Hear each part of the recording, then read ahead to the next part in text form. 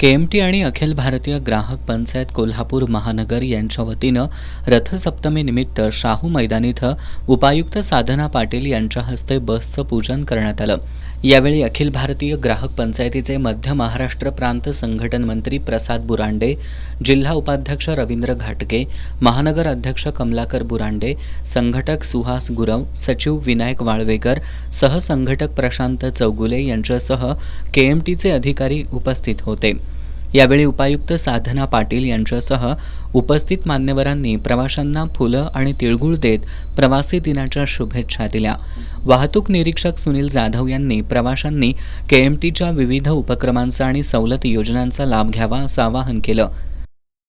प्रवासी दिनाच्या निमित्तानं प्रवासी नागरिकांना आवाहन करण्यात येत आहे की केएमटी प्रवास हा सुरक्षित, किफायतशीर असा प्रवास आहे। तरी प्रवासी नागरिकांनी केएमटीच्या बसमधून प्रवास करून केएमटी उपक्रमात सहकार्य करावे असे परिवहन उपक्रमातून आवाहन करण्यात येत आहे।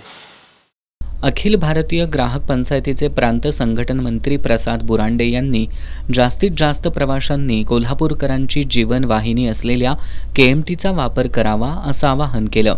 यावेळी केएमटीचे वर्क्स मॅनेजर दीपक पाटील, कामगार अधिकारी प्रदीप मेहतर, लेखापाल राजेंद्र सूर्यवंशी, इशू कॅश अधीक्षक नितीन पोवार, स्थानक प्रमुख संग्राम काशीद, चालक निदेशक नंदकुमार काळे यांच्यासह अन्य अधिकारी, कर्मचारी तसंच प्रवासी उपस्थित होते।